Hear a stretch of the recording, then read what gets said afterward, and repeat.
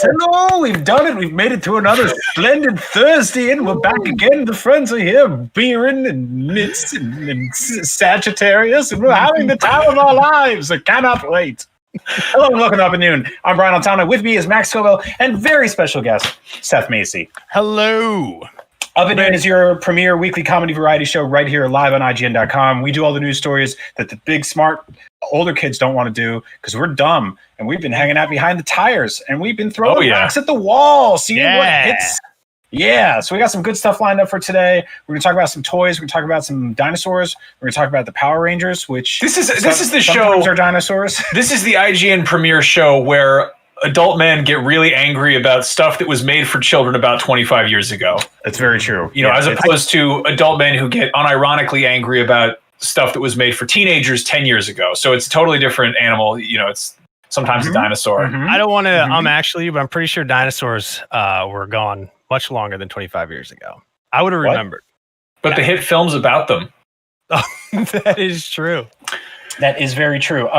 So speaking of dinosaurs and things that are very old and hit films, Seth, we brought you on today because you got a very special item in the mail today. Yes, I did. You guys ready for this? Let's talk about it. Oh, baby. Look at that. That is the Hasbro, the Ghostbusters Plasma Series Spengler's Neutrino wand. This is basically an exact replica of the prop used in the hit 1984 film starring Bill Murray called Ghostbusters.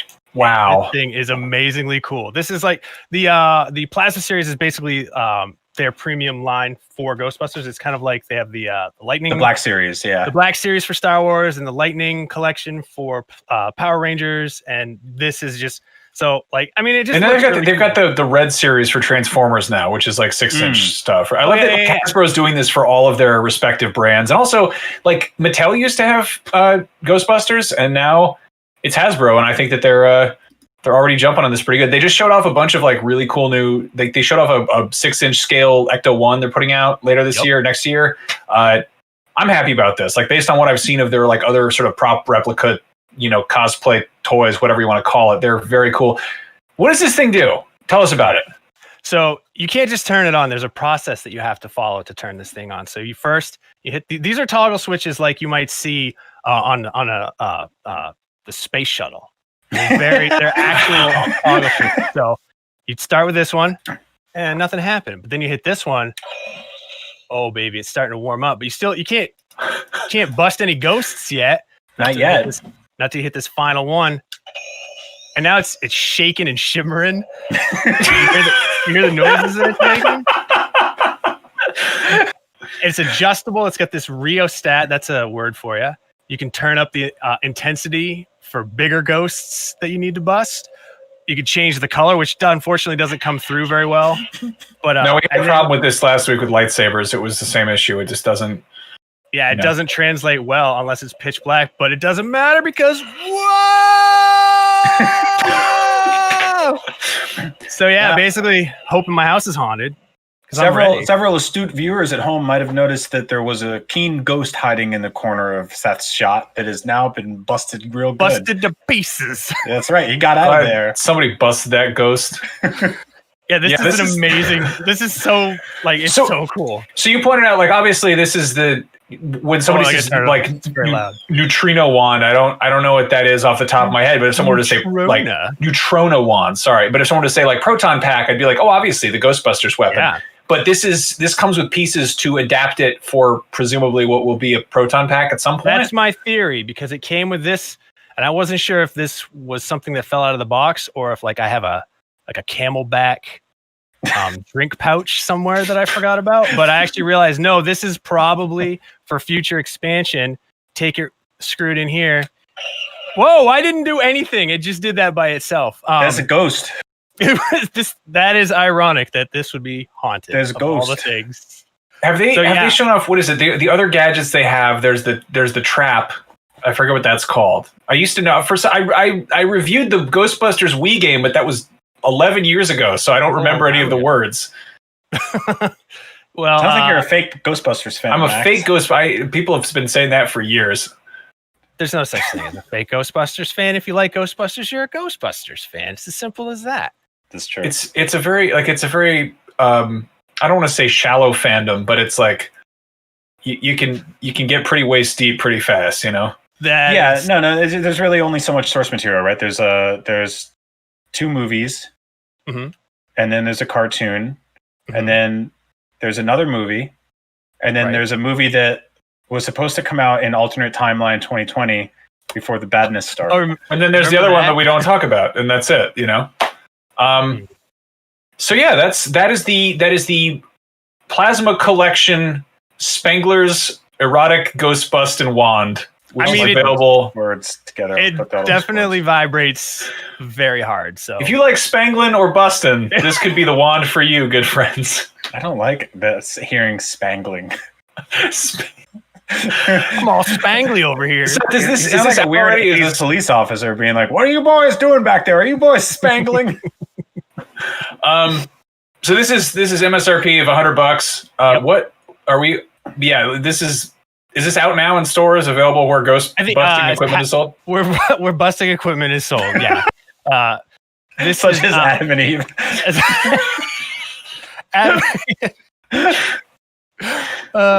It's very nice. I lost my train of thought.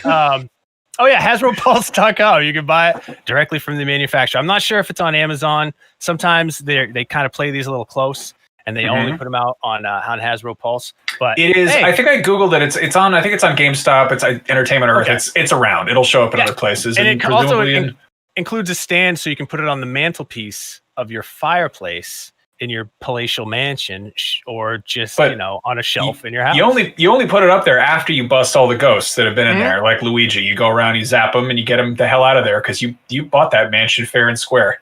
That's right. It's also coming to Game Pass on Xbox. What a great value. No, it's not. If you guys heard about Game Pass, it's a great value.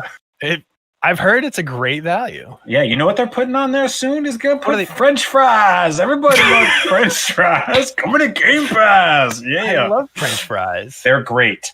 Okay, so many of you have noticed that this has been not a good year. And there was a lot of movies like Ghostbusters, Dune, tons of Marvel stuff. Like there's all those movies that were supposed to happen, and it just didn't. They didn't happen because it's very hard to put out a movie right now because people have to either be like, okay, should we make $11 in a theater where someone could die, or should we put it on home video where everyone will steal it and someone might die anyway? And so hey, anecdotal fun fact: Tenet, which it came out and they put it out in theaters. Some coming of them, to Game Pass, and some people coming to Game Pass. 16. I read this thing about how the last time a #1 box office weekend made as much money as Tenet did, it was 32 years ago, and it was the David Cronenberg movie. It's the one about Jeremy Irons' twins and their gynecologists. Yeah. Not really a crowd pleaser. Like definitely like a really weird. Like I cannot see that being. That's a cult classic waiting to happen. But for like a Christopher Nolan big budget spy movie to be like, yeah, it made as much movie as a 1988 Cronenberg movie about gynecologists. Like, yeah, there was. That's where we're at. I think the least I think the movie that made less money than Tenet in human history was during the medieval times when the king and his henchmen used to go behind the sheet and do shadow puppets and trade rocks. I feel like more people probably saw those puppet shows. Yeah, that's true. There's cave art that more people have seen than Tenet and theaters. Back when they cost 2 pence. But anyway, good news is coming because just this morning we got a brand new trailer for Borat 2, the movie of 2020, the movie to save 2020. The hardest I've laughed in all year, the biggest smile I've had, the first real pure dose of serotonin. This has been such a garbage ass year that all the movies we really wanted to see are gone, and instead Borat 2 shot to the top. Now Borat 2 is a movie we didn't even know existed This was shot entirely in secrecy over the course of a few months, predating quarantine and throughout quarantine. And the only reason anyone really knew about this was because some people saw Sacha Baron Cohen driving around in a weird car in his full Borat costume, and they're like, "Is that Borat?" And so, like, we got the trailer say it's coming directly to Amazon Prime on October 23rd. So you don't even have to go to a theater or wear a hazmat suit. You can eat popcorn at home without wearing a mask. How great is this? This is the movie version of when they're like, and great news, the new Nintendo game is available right now. Like for a Borat sequel to get announced coming out in a matter of weeks is really like it is both great news, but by like 2020 standards, it's phenomenal news. I feel like our expectations and our hopes are so low that we're just like, Borat 2? Hell, like, if you asked me if I wanted a Borat sequel in 2019, I'd be like, get out of here. Nobody wants to see that. And now I'll watch any movie that is new that I have not seen before. I think in 2019, I would have been like, very nice, I like. And now I'm like, very nice, I love. So yeah, this one's about his daughter, and I believe the plot is that Borat is on a secret mission to introduce his daughter to Mike Pence. Yeah, so this movie has two different titles. The first title that was announced is Borat, Gift of Pornographic Monkey to Vice Premier Mikhail Pence to make benefit recently diminished nation of Kazakhstan. And then they changed it for probably obvious reasons, but also who's really even keeping score. And now the title is Borat, subsequent movie film, delivery of prodigious bribe to American regime for make benefit once glorious nation of Kazakhstan. Yeah. Oh, yeah. Okay. So it's Borat as hell. I can see why they would have changed that. So the first movie came out in, I believe, 2006. Was it that long ago? Yes. With an inkling of hope of what tomorrow would bring, got fairly drunk last night and watched the first Borat film, which still remains just non-stop classic. I think that's like one of the funniest movies ever made. Yeah. And my theory was, I've talked about this before in various mediums, but the thing about Borat jokes is that they were incredibly funny, and then people ran them into the ground, and then they boomeranged back to be funnier than they ever were. And they usurped the people that tried to kill them and came back stronger than they ever had when they were alive. A way to explain that is like fresh grapes, pretty good. Raisins, disgusting. Grape juice, disgusting. Wine, very nice. I like. Exactly. The funniest thing there, we just saw a clip of that. Sacha Baron Cohen puts on a Trump outfit and crashed like a big rally. Yeah. And this was covered in the news, but they didn't say like Sacha Baron Cohen was escorted out. They just were like, yeah, a Trump impersonator crashed a Mike Pence speech. That was pretty weird. Everyone was just kind of like, yeah, sure, why not? Whatever. Like everyone was more worried about coronavirus stuff then. And now it's coming out that like, oh, they were filming a movie. Yeah, which is amazing. And so, like, what's really great about this is that, like, one of the premises of this film is that people recognize Borat now, and he doesn't understand why. And so he has to sneak into various different costumes, which the actor has a long history of doing. Because if you used to watch the Ali G show, like, we would routinely cycle through different characters. Yeah, we got the Bruno movie, which it didn't have quite as much of a phenomenal effect, but. The thing I think is brilliant, and they kind of reveal this in the trailer. Like, I know if you were to say like they're going to make a brand new Borat movie in 2020, and everyone's like, how are they going to do that? Like they sell like crappy Ruby's Halloween costumes of Borat. Like everyone knows who Borat is, so they make a whole thing about him going to the Halloween costume store and picking out a costume that makes him blend in. So he's like, I will be obese like American man. It's so good. And it is 22 days away, and you can watch this at home. I'm so unbelievably excited for this. I think we should all like do like a big watch party and watch this together somehow. Oh, that's a really good idea. We really should. Like, let's make a whole movie night out of it, and just get all sorts of snacks and nonsense. Yeah. There's only one big problem with that. There's one person who does not like Borat.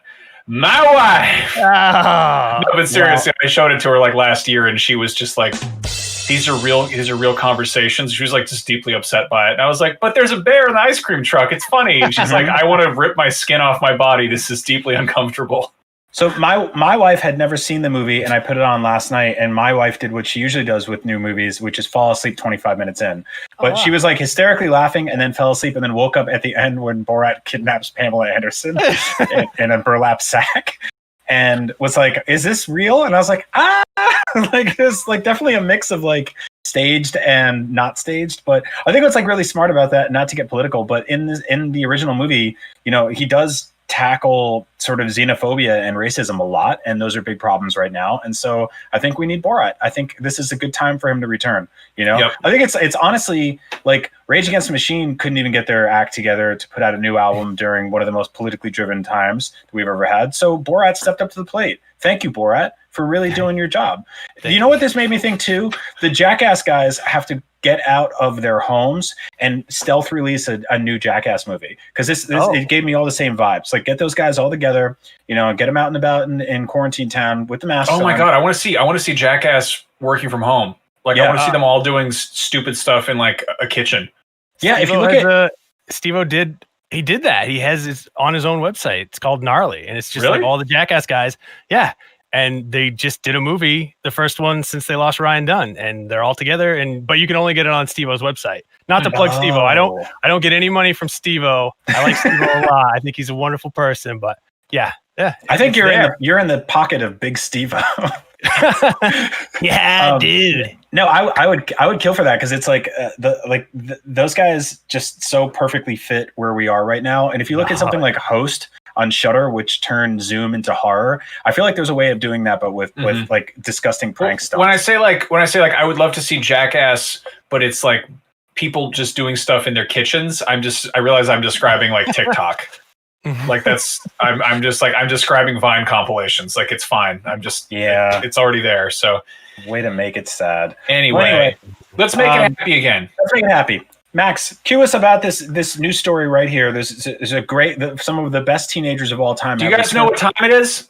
No. It's morphin time. It's time for morphin. Oh, it's time for morphin. I didn't say morphine, my friends. I said morphin, like morphin apostrophe, like if you were transformed. Anyway, Power Rangers, they're a thing. They've always been a thing. They will never stop being a thing because they're unstoppable and they're deeply powerful and they have Zords.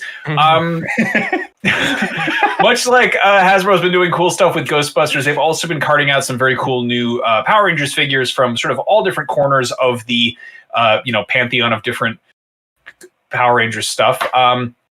Some of them have been really good. Some of them have been collector grade. They do the Lightning collection, which is like, super articulated, great toys. The Power Rangers toys back in the day that Bandai made were pretty good. For the time that they came out, they were like pretty solid, but there was one notable exception to the Power Rangers toy line, which was not the ones we're showing you footage of right now, but the stupid ones where their heads would flip up out of their chests to show you what was inside. And Hasbro, in catering to weird brain damaged dudes in their 30s like us, has decided to re-release this line. And I have mixed feelings about it. These are a Walmart exclusive line. They only have 4 of them out so far. This is wave 1 of God knows how many, but the whole thing here is you push the button on their little crotch, and then their head flips up out like a horrible body horror situation. Like in real life, yeah. They just like they never do in the show. Though I wish that was a thing. I wish they transformed like that. But here's Jason, who transforms into the Red Ranger, as you know. Here's Billy, who turns into the Blue Ranger, and here's Zach, who's the Black Ranger. And of course, beautiful Kimberly, who turns into the Pink Ranger. And now here's the thing. These toys have always, like, I remember as a child seeing like regular Power Rangers toy that's just like, has joints and it comes with like accessories and it looks like the Power Ranger from the show that I watch. And then there was like weird head flippy Morphe figures that all look like they're either wearing like, they look like kids trying to sneak into a movie theater, or they look like they're wearing those like sumo wrestling costumes that people rent at birthday parties, or they look like they're they look like Kanye, or was it Lil Pump in that one video? No, these action figures look really cool if they shoot themselves at like an up angle, if they do like a MySpace angle. These are just. And then here's the thing that's really weird to me is these are new head sculpts. These are action figures of what people look like in comparison to their Tinder profiles. This looks like a cult is trying to get me to join it, or I just walked into an Apple store. Hi, Hey, guys. we have Hey, it's me, Kimberly. I'm with my friend Zach and Billy and Jason, and we were just hanging out at the juice bar, and then we got alerts from our jewelry that it's time to go punch guys in the yard. Hi, do you have a bee allergy? Because we do too. Come on in. They're so bad, and I kind of love them. Like these are new sculpts that are different from the old ones, and they're exactly as bad as the old ones were, and like I guess it's faithful. It's the new hotness. Hasbro, they have the G.I. Joe retro line, which are the 3 3/4 figures and vehicles coming out, and for a while now they've done the vintage G1 line, of which I have many of those. Yeah, no, Hasbro, they get it.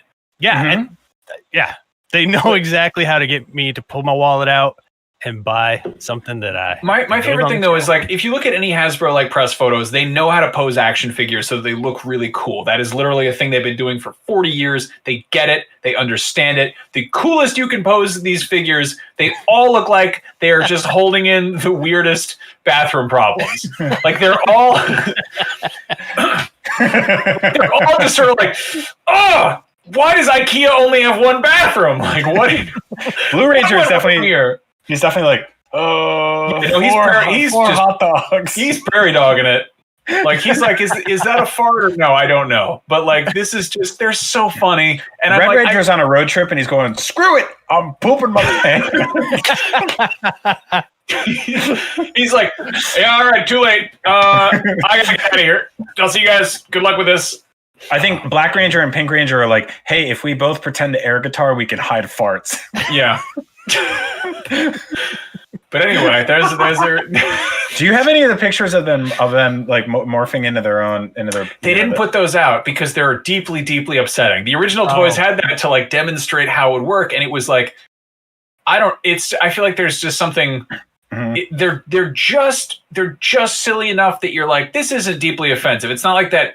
Vibrating Harry Potter broom or like that Jar Jar lollipop where you put his tongue in your mouth. It's not like quite suggestive, but these are figures where like you push on their crotch and their spring-loaded head just like flips inside its own body. And it's kind of... You tried that in high school, right? Yeah, sometimes it's morphin' time. Got him! Oh yeah! Let's try to join the potty patrol, if you know what I'm saying. Make my monster grow.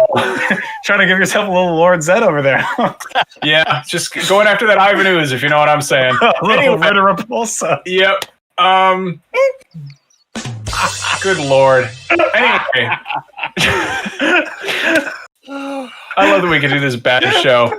Okay, so I feel now that we've gotten finished just dunking on upcoming Hasbro products. You good? You good over there? Seth, he's not doing I'm catching my breath. Well, all right. What else we got today? What else is in the news, everyone? So, as you probably didn't realize, because time is especially flattened of a circle this year, and it's been both 25 minutes long and 19 months long. The holidays are just around the corner. Everyone's excited to celebrate. Oh, man. Christmas and Hanukkah and candy canes and do all this stuff, but who knows how that's even going to pan out. But the good news is some friends of ours in a galaxy far, far away will be celebrating on our behalf, and I'm talking about the Stormtroopers. That's right, everyone's favorite space fascists have decided to buy some ugly Christmas sweaters and bring out their most violent pole arms in the celebration of the holidays. Oh. Yeah, why not? It's what it is. That's what they've got knives and stuff, man. Like, I don't know. These are the soldiers on the front lines of the war on Christmas, and I will not stand for it. Excuse me, Brian. This is not the war on Christmas. This is the Star Wars on Christmas. It is different. But no, so these are completely bonkers, and I just feel like I don't care. I'm very happy these are coming out. They're putting out all sorts of different variations. There is the Black Series Snowtrooper and Stormtrooper, as you see here. The Snowtrooper, as you can see, is all bundled up because he's prone to getting sinus infections if he catches a chill. So Mom tucked him in real good there. And also, he's got like a, what do you call that thing? What is that? It's like a halberd. It's not a halberd. Sure, yeah. There's so many pole arms, and they got the little porg with the scarf on. So cute. He looks like he laid an egg. Well, yeah, and the Stormtrooper definitely looks like he's laid an egg. He's got a way bigger thing. I like that. It's kind of hard to see here, but they even gave them ugly Christmas sweater patterns on the armor. Like there's a outline of an ATST and a bunch of. Oh, that's amazing. Are those? Did they put Rebel insignias on there? That's weird. I guess he's wearing it ironically. Like he's wearing an ironic Rebel Alliance Christmas sweater. Maybe I'm overthinking it. Maybe they just were like, screw it. And then, of course, on the sort of newer side of the movies, there's also the clone trooper who comes with the Porg, which I guess hadn't even been. They were just like, Porg, screw it. They're Christmas birds. Why not? And then there's the Sith trooper, which I was trying to find an image of this guy. Like I was Googling it and I kept searching like First Order Holiday Edition. And the Sith troopers are normally entirely red, so I couldn't tell. So I would never have guessed because they're just a slight difference. They've got like more ridges on them or whatever. But he comes with a weird little holiday Babu Frick, which just looks like some kind of European Christmas decoration. He does look like a little German nutcracker boy. I love that gun. The gun he has. Yeah. The gun he has looks like one of those like fake cigarettes. It does. It also looks like all of the life-size Star Wars weapons they've put out that they have to paint different colors because otherwise, like you might get Nerf shot ones? on this. Yeah, and all the like the orange tips, and they're like, "Yeah, it's Poe Dameron's gun. It's white." It's like, no, it isn't. I saw that. This is definitely very like War on Christmas, but I think it's hilarious. Especially it's so funny. They gave him socks, like the stockings. It's really cute. And then they have the best for last, which is I legitimately want to track this down. It is the range trooper who comes with a what's his face? The little the rat droid, the DDO. That's DDO. So he's got his weird like laser ice tonfa, and he's got his Santa Claus pants, and it's just like this is not the first time they've made weird like Star Wars Christmas toys. They've been doing this for like 30 years at this point, and it's just very nice to see them continue the tradition. There is one little hang up though. If you're try to track all of these down, they are all exclusive to different retailers. The Snow Trooper is exclusive to Walmart. The Stormtrooper is exclusive to Amazon. The Clone Trooper is exclusive to GameStop. The Sith Trooper is exclusive to Best Buy, and the Range Trooper is exclusive to Target, and they are all $24.99.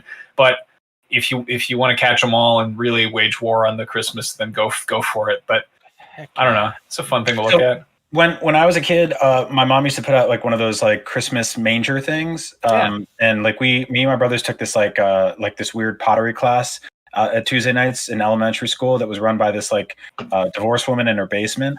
And we would go over there and she would like give us these mounds of clay. And around Christmas time, she was like, why don't you guys make like a nice manger for baby Jesus and stuff like that? And we screwed it up so bad that she just made it. But we made like a lot of the stuff that goes inside it, and it all looked hard. But my mom, because she loved her children, didn't ever want to throw it out. So she would put it all out every single year. And we would constantly steal baby Jesus and like the wise men and stuff like that. And we'd swap them out with like the cow or the goat. So like there'd be like 6 people looking at like a goat, be like, a goat was born. Or we'd like take them out entirely and put like G.I. Joes or Optimus Prime, Razor Ramon from WWF, all sorts of fun stuff that end up in bed. Well, I mean, there's the whole thing with that. What's that called? Like a creche? Like the it's like a nativity scene when it's life size, but when it's done with like action figures, it's like a little creche. Like, yeah, my mom had that too, and we had like these like old like ornate carvings of like Joseph and wise men from like probably the 1950s, and then between the 1950s and when I showed up, the action figures got invented, and then suddenly, guess who's there? Boba Fett's there. Why not? So that's why I want to get these and just sort of like make like a whole like Christmas display, like a mantle thing, that would be awesome. I mean, I've got that. I've got that like got that Santa Claus spawn, which is god awful, where he's like he's got like a Santa Claus sack, but it's full of like what do you call it? Entrails. Like he's just like intestines. Yes. What do you have? So hold on, you just reminded me. I found my my collection of very valuable Wizard magazine trading cards. Oh hell yeah! And this is Santa Todd McFarlane wishing you a Merry Christmas. Dude, I remember actually in 3rd grade I had a Wizard magazine, and they had a picture in there of Lobo after he'd stabbed Santa Claus. And he said some like very Lobo thing, like like ho ho ho you bastiche or something, and like I was like deeply upset by it because I was at this weird like juncture in my childhood where I was like, I know Santa Claus isn't real, but I still really like him because he brings me presents, and I think Lobo's cool, but I'm also a little bit scared of him because I'm like 7. And I probably shouldn't have had Wizard Magazine at that point, but what are you going to do? I totally agree. Some people in the comments are talking about that they love these toys. Others are saying that they hate them. I think that's sort of the way most Christmas decorations fall. You know, like there is definitely like a divisiveness to them. And it's also, I think it's important that these are all retail exclusive at like 16 different places, because that I think recreates the spirit of Christmas. I just realized, hold on. Just going to like a dozen different stores for things that ultimately you and your loved ones don't really need, but you got to do it because it's part of consumerism. Although probably not this year, which is nice. I think we all have a nice out of a lot of the garbage that we thought. I have several Christmas Star Wars toys here. I've got this one, which is like. Great. Did I give you that? I can't even keep track. I think you gave me the Nutcracker, which did you give me this one? I got you that one too. I've given you multiple. You give me a lot. You've given me a lot of Boba Fett's. You're a very good friend. I try, man. This was. I love it. It says on the back. It says "not a toy." It's from 2010. I think it's General Giant.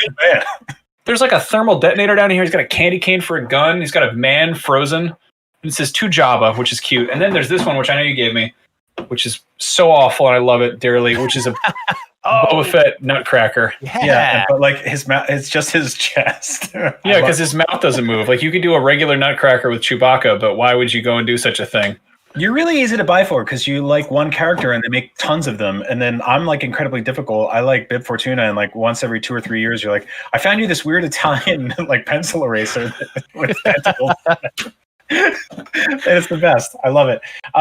Let's see. Speaking of weird little things that are hard to get, My Nintendo, not like the idea of me telling you that I own the consoles, but the concept of My Nintendo, which is a website that for years was used to sort of redeem points and exchange them for various goods and services.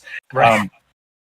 Has slowly started reintroducing physical items, and the reason that's important is because for the longest time they didn't. My Nintendo was basically relegated to things like wallpapers and ringtones and just like calendars, just kind of like nonsense. And so every time you would like do like weird challenges or buy games and stuff like that, you would get Nintendo points, and they didn't really net you anything. Whereas way back in the day, I used to go into like Blockbuster Video and pick up all the Wii games and open them up and take out like the points cards back when I think it was called Club Nintendo.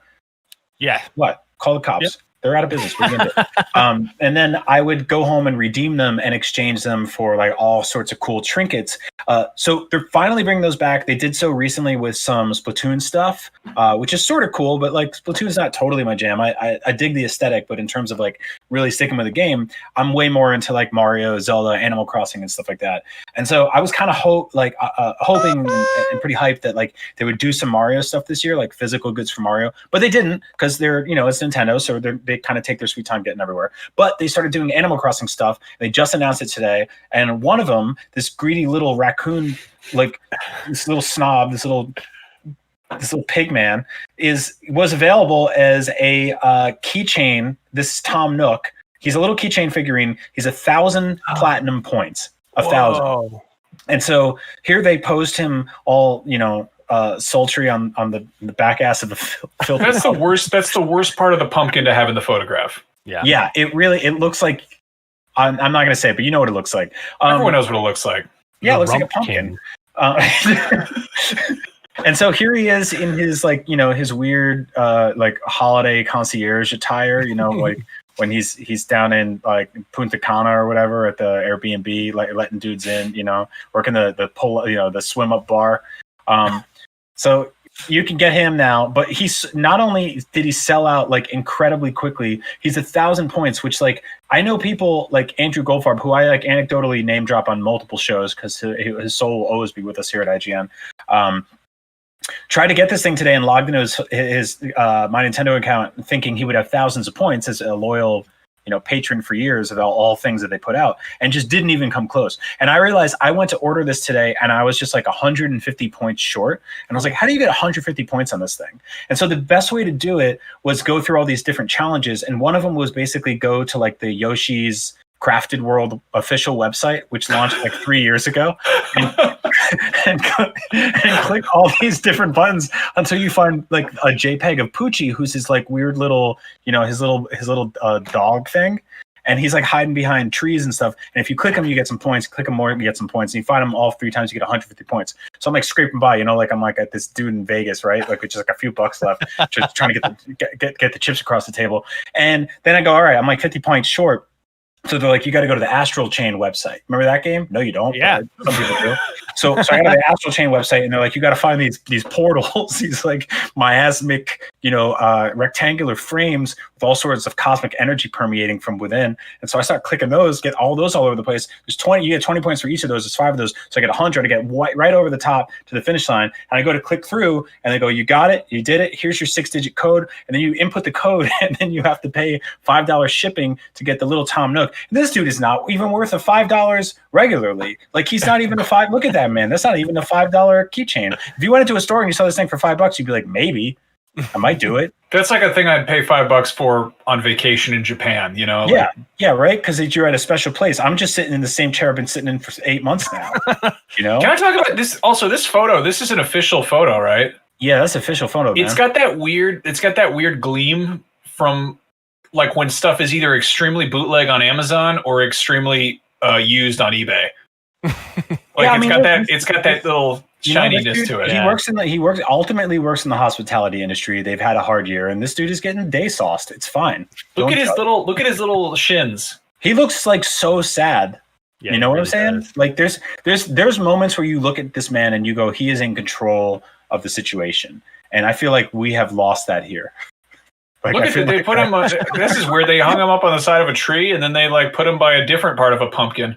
Yeah, there's a lot of deeply problematic symbolism involved in all of this. Like, who's got all this? Know. Like, who's got the festive gourds out, and also like was like, oh, the moss bark.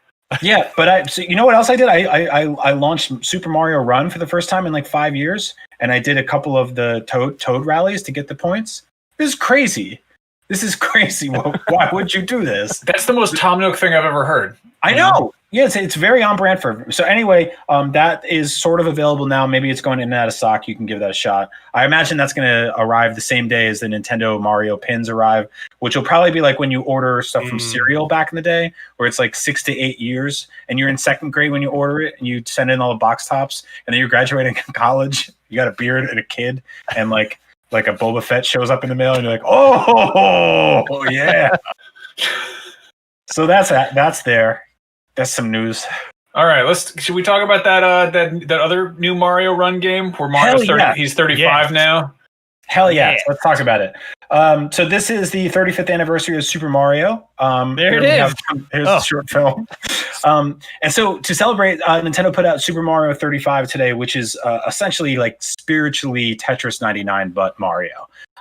Based on the original NES Mario game, but pure chaotic evil. And I love it for that. 35 people race sort of in synchronicity to survive, and by doing well you can send items and all sorts of other like nonsense horse apples to your opponents, such as shells, Bowser's, piranha plants, and all the familiar levels that you've been playing your entire life are now complete chaos.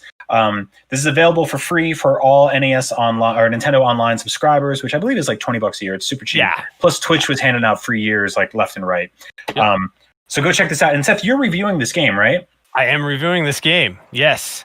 So without taking your hat, even though the game's out already, what are your thoughts on it? Because I know you're pretty damn good at it already. I've won 4 times since I downloaded it this afternoon.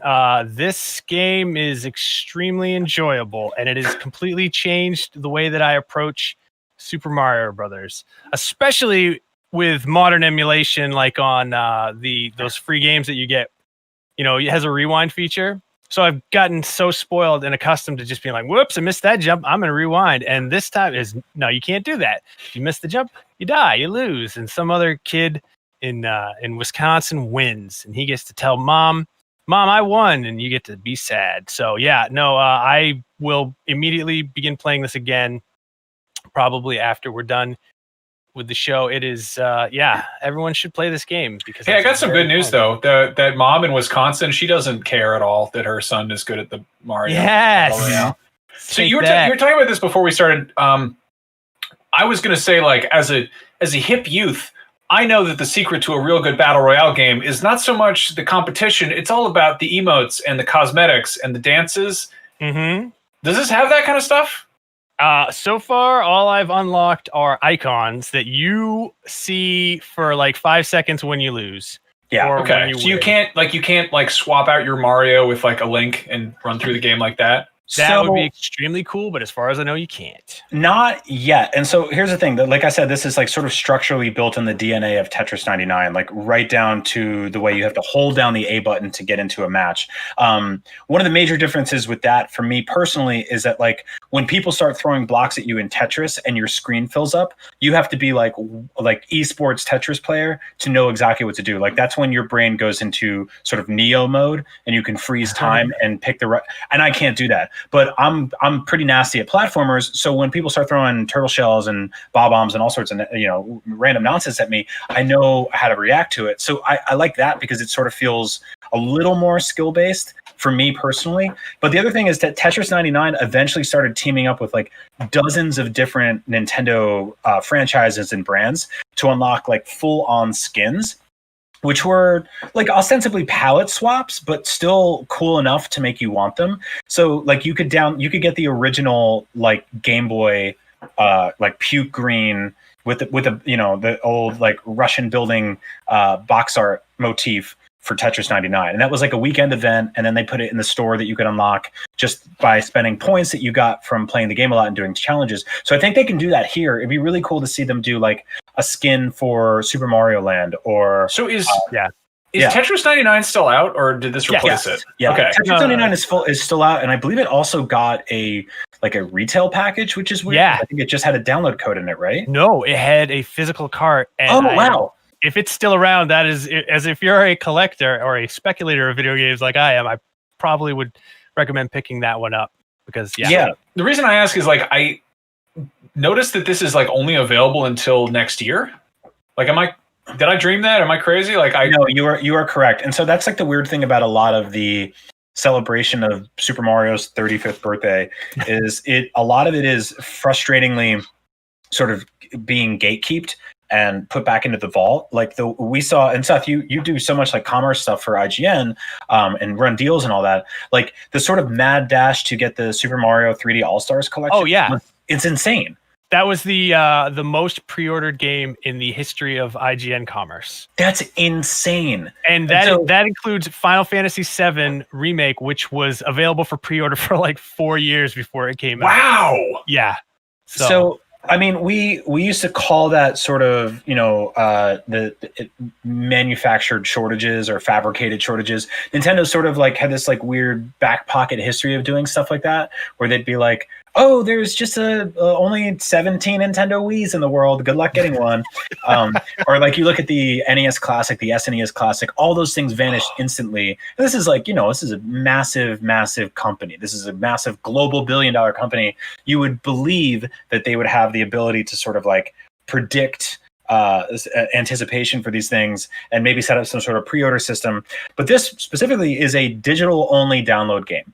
There is, aside from like... That's an infinite video game. You can make as many of them as you want because it's just a file. Yeah, and so Tetris 99 is still completely playable. They add new stuff to it all the time. It was on my Game of the Year list the year it launched because it was I love that game, and I've never really been like amazing at Tetris, but I'm good enough at it that it's really fun and like it's just frantic and chaotic and a really smart take on something so beloved. And also, it came out within the same time frame as Tetris Effect. And so to sort of see them flip that classic flavor into, multiple dishes was super cool. But I don't want this to go away. Like I want this to grow and evolve and expand because I think there's room here for something like really, really smart and interesting. So I hope it sticks around. If you have a Nintendo Switch and you pay for Nintendo Switch online, download it, get it today. Yeah. It's free. It's a no-brainer. I mean, it'd be kind of wild if Nintendo put out a suite of like, hey, here's our most classic games reinvented as like multiplayer games. Like here's here's Excite Bike Royale. Like here's like some weird Zelda dungeon that everyone has to speed run to. That would also be amazing. Wow. Yeah. I want to give a pro tip. The left joystick you can use to choose who you want to throw your enemies at. It doesn't say that. It says, on the right, what you can do, like random person in the lead, whatever. But if you want to specifically ruin somebody's day, you can use the left stick to choose that exact person and get your KO. That's my pro tip. That is a really good pro tip.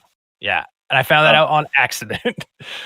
Yeah, I mean, the thing is, when we used to like all work in the office together, or Seth, you would fly in and stuff like that, we would see you face to face. When we were in secret conversations, I would always ask you things like, how are you feeling about this game? Like, what are you thinking of giving it? And I won't ask you that because we're publicly on the spot. But hearing that you like it is really cool, and I'm glad you're reviewing it because I think you get it. Like this is you grew up with this. I was joking before that Super Mario 35 is basically like the amount of times I've bought Super Mario. Like. Hey, don't forget the Game & Watch still has yet to go up for pre-order. So yeah, I actually pre-ordered the Amazon UK version of that, which I'm sure will only work with like some weird British batteries I can't get here in the States. Hand cranked. I'm very stupid. You can only charge it on a PAL outlet. Like you got to find a really no NTSC electricity for that thing. 220 volt only. Yeah. Yep. Anyway, recently, a brand new show hit Netflix, and it's a Jurassic Park children's show, which is super cool to see them sort of like expand the world building around that franchise. Max sent me the trailer, and I immediately texted him, and I was like, "Is this canon?" Because I'm stupid. I don't think it is, right? Because that is Jurassic World Camp Cretaceous. I think I feel like they've ditched the park name entirely. Now everything is Jurassic World. The other Jurassic World update is Dominion, which is the upcoming third installment of the Jurassic World trilogy, which I really have a hard time of thinking of that as not just Jurassic Park 6, because like Jurassic World has never really been its own franchise to me. It's always kind of been, and if it was its own franchise, it also did not deliver. Like Jurassic Park promised me a park. We got a park. Jurassic World, we've gotten 2 movies, and like the tail end of one of them, spoilers, is where it starts to be like, oh, like it's out in the world. But the first trilogy did that too. We got dinosaurs in San Diego. Yeah.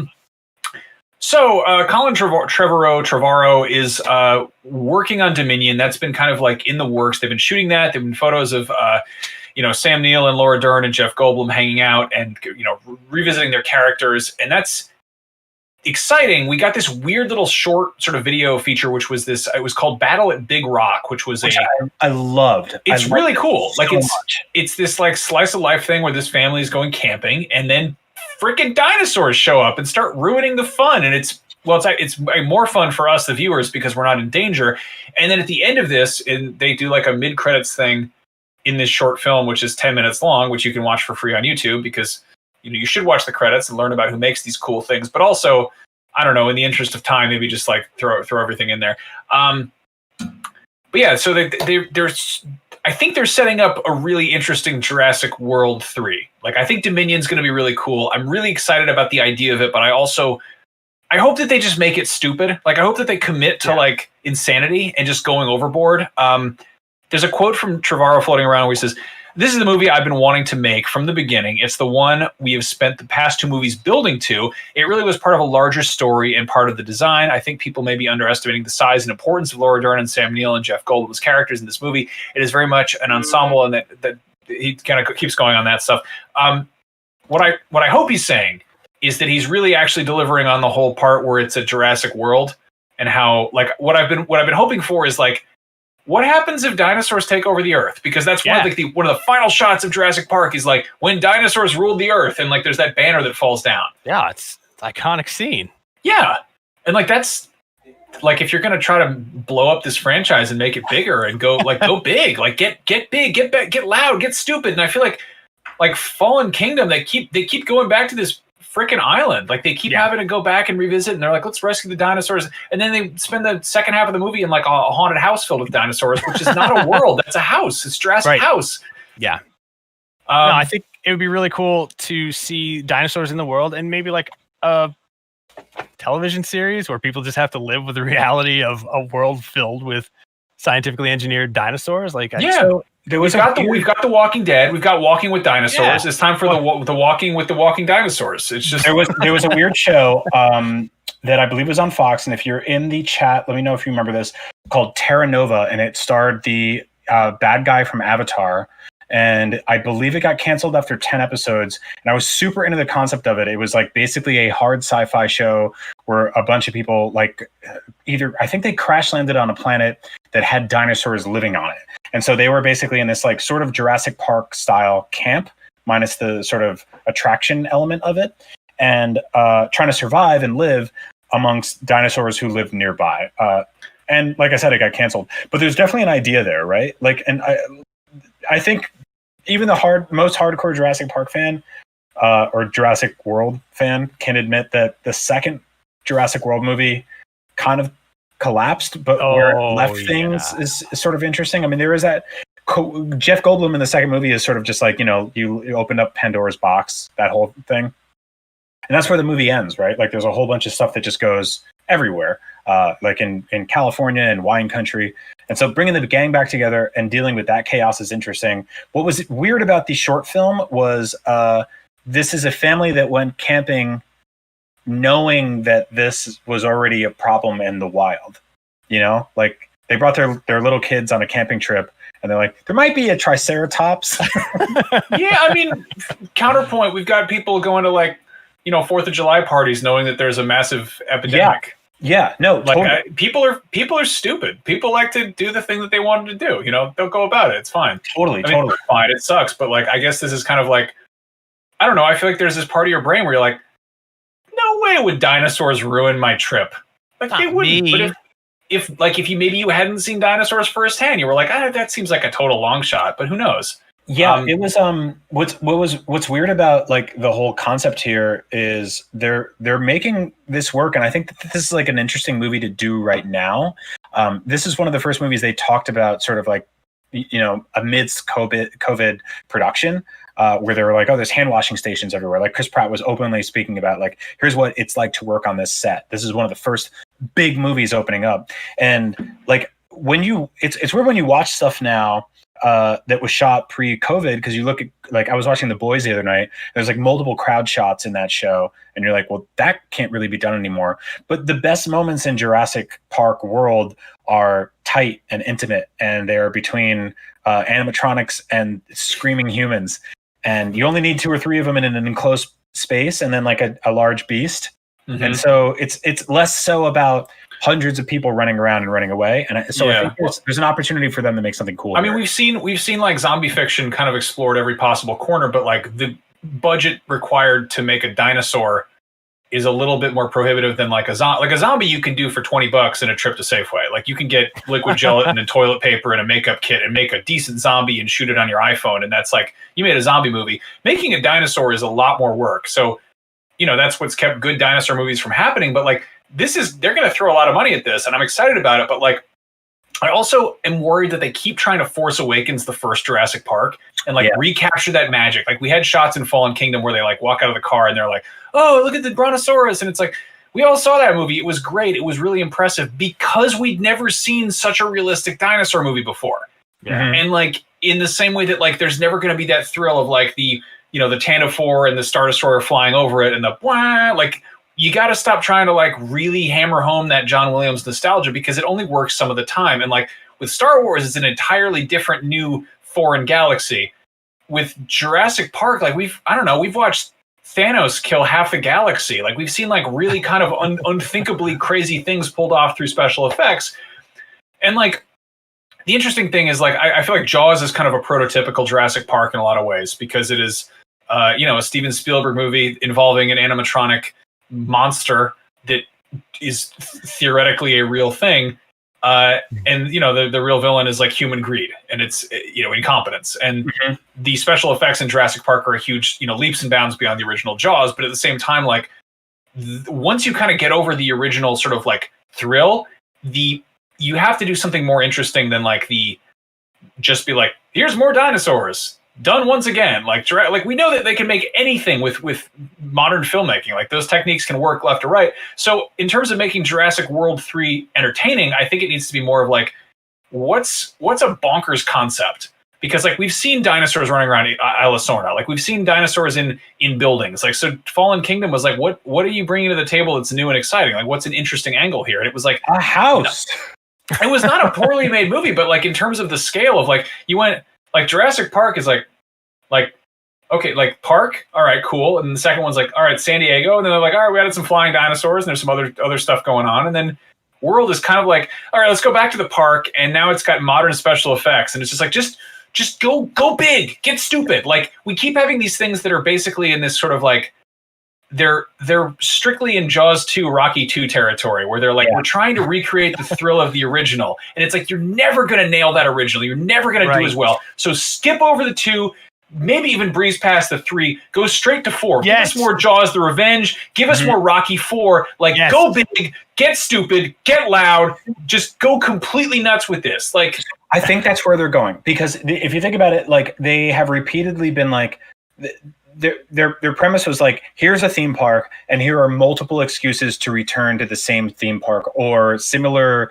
or parallel adjacent geographical locations to reintroduce the same exact problems over and over, but with like slightly larger or smaller scales, which is fine. But there's only so many times you can trick us as the audience and Jesus Christ, the principal cast of the first film, to repeatedly return to the same exact like geolocation. It's insane. And so they're everywhere now presents a different problem. And I think that like it almost feels like they Men in Black, eraser minded the thing that happened in the second one, where they're just running around in San Diego because they are all just kind of like swept that aside and tried to pretend they're magical again. Like Steven Spielberg was actually the first one to sort of be like, the dinosaurs are everywhere now. You're not in the park anymore. And you're like, it's too soon, dude. And so I think if they do larger scale versions of what they did in the short film, which is introduce new people, normal people in moment to moment situations where they're dealing with this threat and chaos, but also at the same time showing that there is a beauty to them.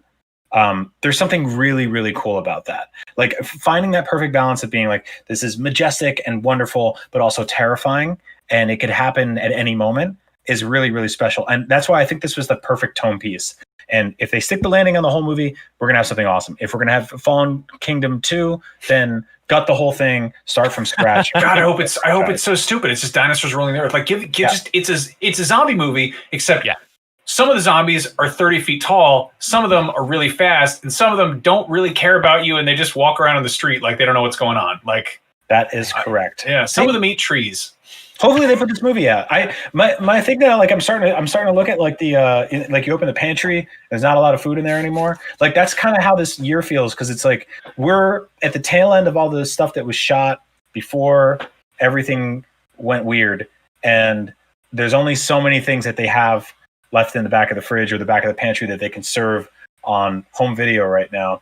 I mean, they can give us Tenet if they don't want to. Look, a lot of movies are going to spend a whole lot of time in post production or in like weird bonus editing time. Like, I don't know, like Taika Waititi said he spent a whole lot extra time writing Thor: Love and Thunder, and he's like really been tightening up the script. And I feel like when you're on a normal time frame, you don't have time for that. Like there have been plenty of instances, like Blade Runner got stuck in development hell for a cool minute, and that came out one of the most beautifully overproduced movies ever. So like maybe we're going to get like a phenomenal movie year in the tail end of 2021 and 2022. But in the meantime, we got Borat 2 coming to Amazon Prime on October 23rd. Yeah. I like. Nice. Well, ladies and gentlemen, that was Up at Noon, live at 5, whatever time or whatever name you want to give the show. We're going to keep making it, and we enjoy making it. Seth Macy, thank you so much for joining us. We had a blast. I'm glad we all got to cry a laugh together several times over the dumbest stuff. Thank you for bringing your magical, mystical, ghost-busting wand full of plasma and spangling onto the show today. Whenever you have more toys, please bring them on soon, because we are the perfect home for those things. For everybody else, you can catch us every single week. Same bad time, same bad channel. That's wait. No, tomorrow morning, 10 a.m. Pacific time. Brian and I are going to be playing Star Wars Squadrons and also talking about Star Wars stuff. Come join us. We're going to do 2 hours live of Star Wars, and we're going to play the game, play some single player, talk about some of our favorite chips, our favorite moments, and do all sorts of fun stuff. So please to enjoy. It's going to be a really good time. We love Star Wars. For everybody who watched, thank you so much for joining us, and we will see you all very soon. And remember, very nice. I like. Yagshimage. Sooth is not black.